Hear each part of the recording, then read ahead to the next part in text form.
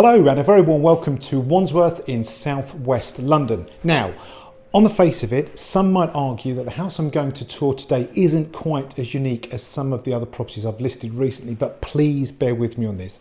What I'm currently standing in is an atelier house, which is a fancy way of saying a creative house with a creative studio, or much like a live-work unit you can buy today.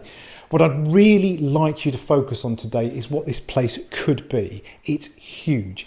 There's a total of 2,700 square feet in total, and whilst it feels like a house, looks like a house, it's officially classed as a commercial space.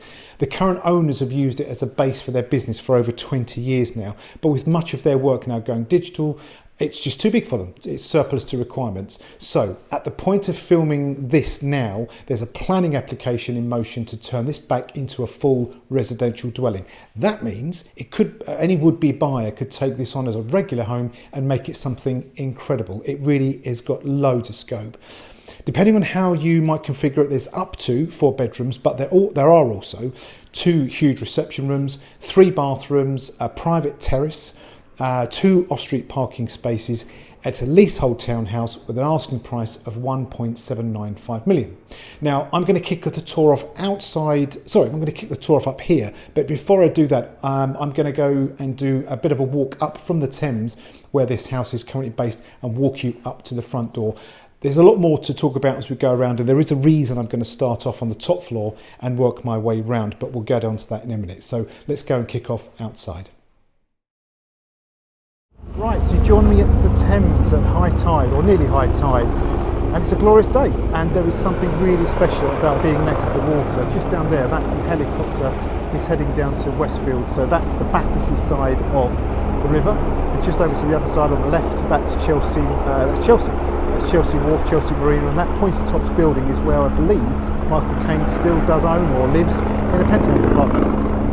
And if I just spin to my left here, this is the Plantation Wharf Marina. So you've got a load of gorgeous old Dutch barges and converted boats where people live aboard. And just over the other side there, if you could just make out those grey pillars with the white tips, that's where the Thames Clipper docks and does its commuter service further upstream. So I'm looking downstream now, and that is Wandsworth Bridge just there. So just on the right hand side heads you into the west of London, and then at the other side you've got the junction where you've got York Roundabout and Trinity Road, which is quite a major arterial road, gets you further into southwest London.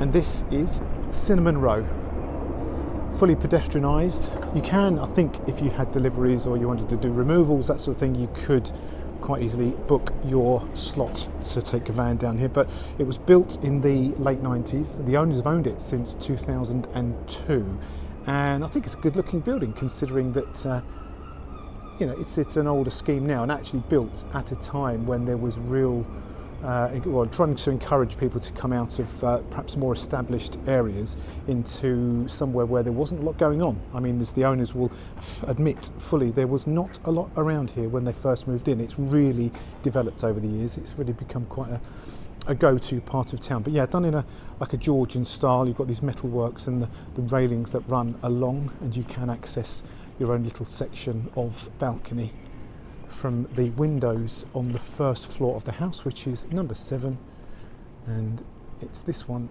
here. There we go, 3-storey. You've got that apex up there. It's a big house, 2,700 square feet, and I think that's the point with this. You know, you try and find something in this local area with 2,700 square feet and think about what you'd have to pay for it. The price would be enormous. So, pretty good value, I think, by London standards.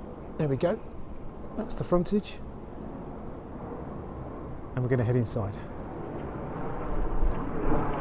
Now, the reason I wanted to start up on the top floor is because I want to demonstrate how the house flows. There's a lot of square footage here, and it just works because you've got the main house on the front, and you've got this huge ground floor area which links up to the office room, or what's currently being used as an office room, on the back, and the outside parking. So we're at the back of the house, but we are in the middle of the plot, if that makes sense. So if I look out the window here, that room down there is the rear private office.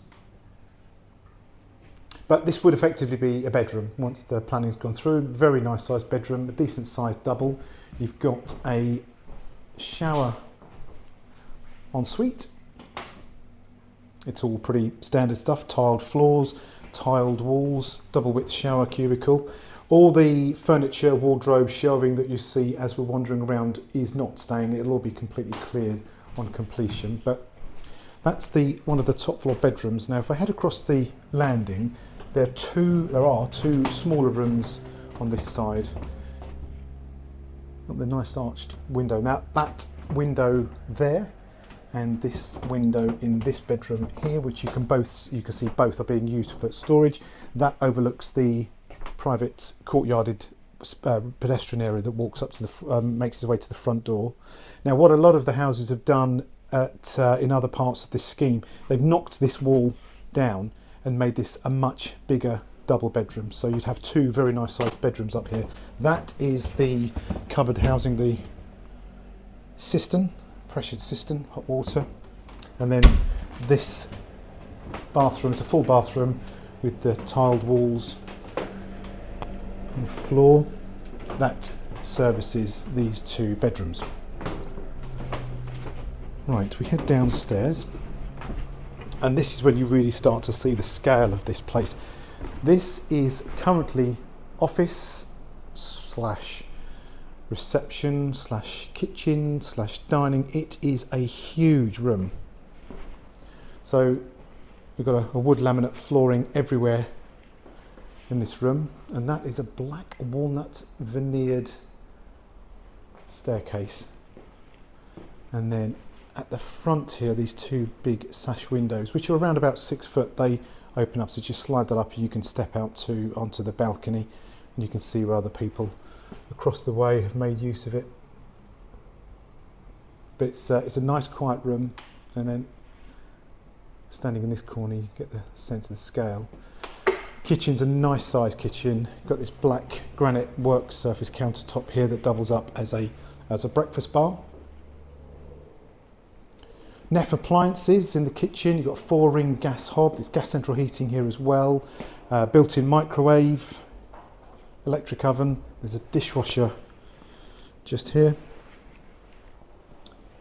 And then that fridge, which is a freestanding unit, possibly I'm sure could be negotiated as far as a deal on this is concerned. And then out the back here we've got the little breakfast area. You use it as a bit of a snug. You've got the nicely vaulted glazed ceilings above. Nice bright room this. There's also a serving hatch here. It's quite neat. Straight through back into that kitchen. But a really usable room. The whole floor is just one big usable space. Now how you would potentially reconfigure this is entirely up to you, but possibility of turning this into a huge master bedroom, if you really wanted to, it would make a gorgeous suite. Because what you could do with downstairs is move everything in terms of reception space to the floor below, where we'll be in a second. But you'd also get access to this private terrace, which is very, very quiet. And that's the view around. That's the roof line of the rear office space. A lot of sky, which is good. And it is quiet. It's really quiet here. Now I'm going to head downstairs, and we are going to make our way through this separate room downstairs, which I think could be a really amazing kitchen diner with a bit of work. Now this room here directly opposite me, this is the ground floor room, overlooks the walkway. Now this would be, I suppose, considered a bedroom. It's obviously being used for something else at the moment, but would very easily make a nice bedroom, a guest room if you really wanted it. There's the guest loo here, just to my left, and then that's the front door where we headed up to once we'd done the tour from the Thames. And this floor also does have its own guest shower and loo, which leads through to a utility room. It's a big room. See if we can get that light on actually. I can't see the light, but it's a decent sized room. Got your room for, so your plumbing for your washing machine in there, and you've got the floor mounted boiler. Lots of storage. Now, this room is where things take a bit of a twist for the best. I'll drop down one step. This is a huge room. Look, there's a rubbered floor,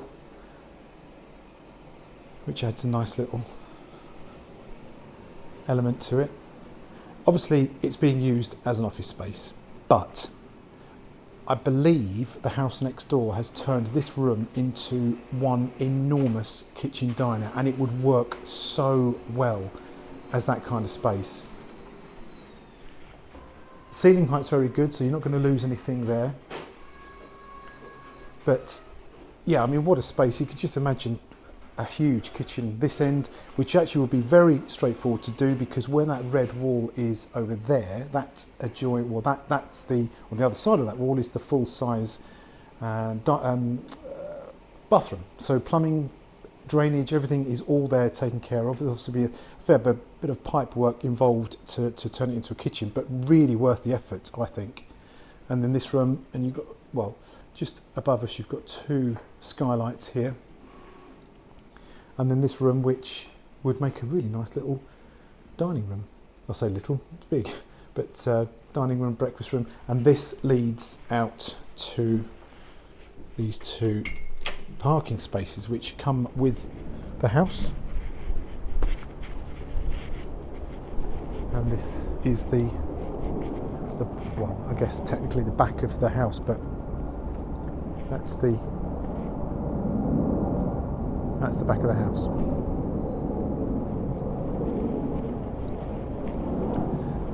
And we've got one more room to see inside, which is neatly, excuse that was a bit noisy, up this spiral staircase.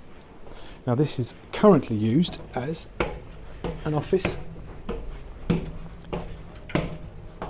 but could easily be a bedroom, but I would be ashamed because I think this is a gorgeous, gorgeous room, almost completely self-contained. This really nice vaulted ceiling arrangement here, and this big, big round window overlooking the back. It's a decent sized room.